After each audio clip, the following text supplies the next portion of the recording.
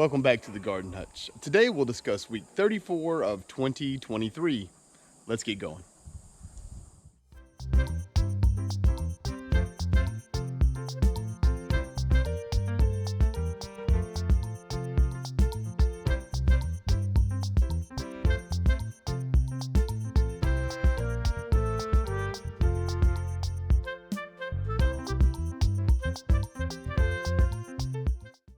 So in a word, week 34 was miserable.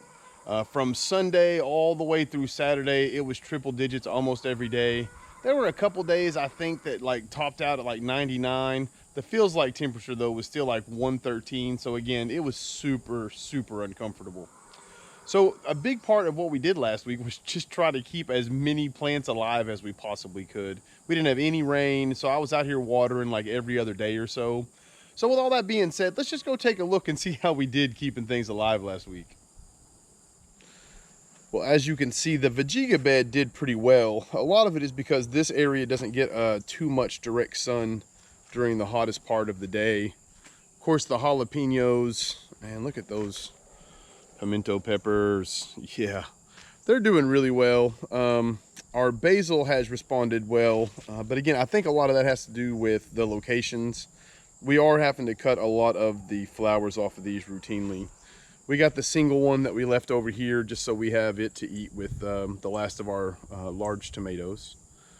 But overall, the bed has responded well. This here, we'll go into all of the plants that we have started now, but this area here is going to be mostly mustard greens. I'm kind of breaking the beds up into turnip greens, mustard greens, and lettuce. So the different areas that's how we'll grow everything. And then we have beets in their own spot as well. But the okra, okra loves it when it's hot, so you don't have to water okra a whole lot. I did have to water this garden though, mainly because I wanted our beans to have water. We did get quite a few beans this week. I'm not sure if we're going to get enough to can because we're eating so many of them, but you can see how these purple hull peas, we got a bunch of these already, and they're starting to put off and then die back. The ones down here on the end seem to do a little bit better. As long as you keep them nice and wet, you don't have so much to worry about. But we come down here into this bottom row and you can see how well these pole beans are doing. I'm not sure if we're going to get any or not. We're really hoping that as the season goes along, hopefully these come into their maturity rates right about the same time we get a bit of a cool down. So this upcoming week is going to be nice, and then the week after I think is going to go back to scorching temperatures. But we were really concerned about having the direct heat here on our cucumbers, but they've responded really well. You can see here a few of the leaves have wilted down and died off, and we've had to trim out a few more, but overall the plants themselves seem to have made it. So I'm hoping they can sort of strengthen themselves over this week, where the highs this week I think are only going to be 91, 92, so that's perfect for cucumbers. Hopefully we can get a big boost for them. So I do want to ask a big favor of all of you all. We are getting super close to 1,000 subscribers. So if you haven't subscribed to the channel, just do us a big favor, hit that subscribe button, thumbs up. It helps us getting recommended to more people.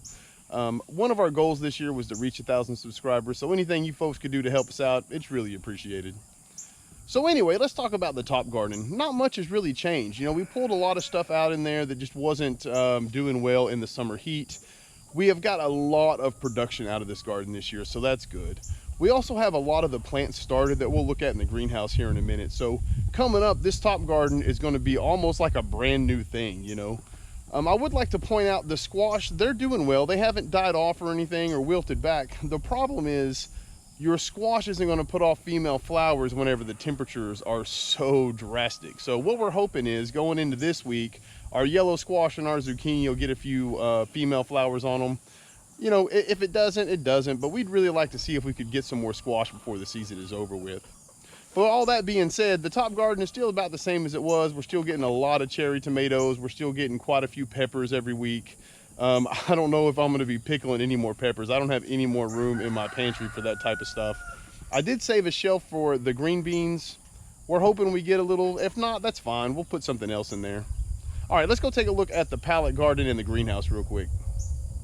So as we mentioned last week, the watermelons are on their way out. We have a few more that we're gonna leave on there and let ripen, and then we'll take it out. And this area down here is predominantly gonna be for our beets and our butter crunch lettuce. So more than likely what we'll do is the 2 beds that had the melons in them, I'm gonna fill that full of beets, and then as the other beds come available, I'll start putting the butter crunch lettuce in there. My idea is I want to stagger them out a little bit more than what I did last year. That way, hopefully between now and the first frost, we'll be able to have salads again. So we were real successful at the first of the year doing that, and that's sort of where we want to get back to. I did want to put these out. We are getting so many of these purple hull peas, and just a little 4x4 bed like this, you'd be surprised how many purple hulls that you can get out of them. We're going to try to dry them this year. Next year I think we're going to grow a little bit bigger area and see if we can't can them as well. The more ways that we learn how to put food away, the better off for us. And then jalapenos, they are doing great. They loved the heat. We have so many jars of these pickled, and they're really, the peppers are the only things that are actually having flowers on them right now.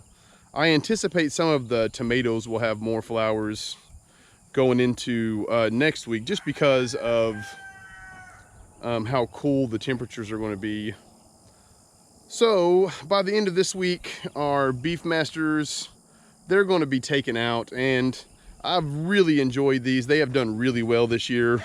We have a whole nother round of decent sized tomatoes, but whenever you get up here to the top, they're starting to get a little sensitive to the disease and stuff, and these new tomatoes are coming off a bit, I don't know, deformed, and they're a lot smaller than the original one. So at this point, the cherry tomatoes, they do so well from now until the first freeze that we have more tomatoes than what we can actually eat.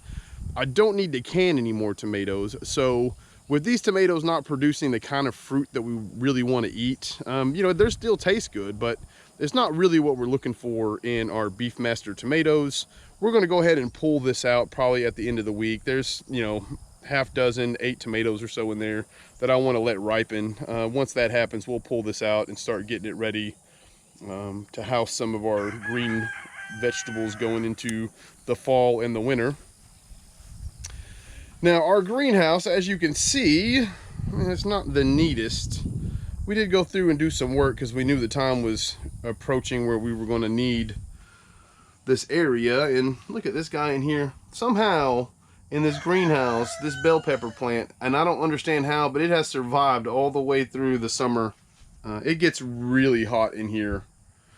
So, and then let's see here. I believe we have 72 butter crunch, and then these are the beets here. There's only 36 of them. We're going to try spacing them out a little bit more in one of those 4x4 beds.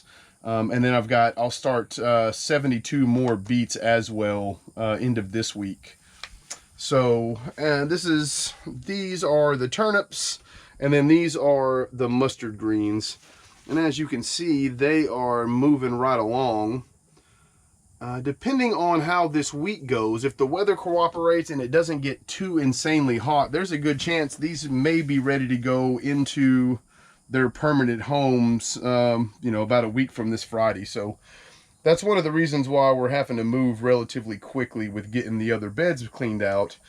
We've gotten the production that we need from those vegetables, and keeping them in the ground at this point, it seems like it's just holding up our fall garden. So again, you know, we're going to have the tomatoes. Hopefully the cucumbers start coming off, and I would love to finish the year off being able to eat, you know, a month or so of salads with fresh cucumbers and tomatoes and that sort of stuff.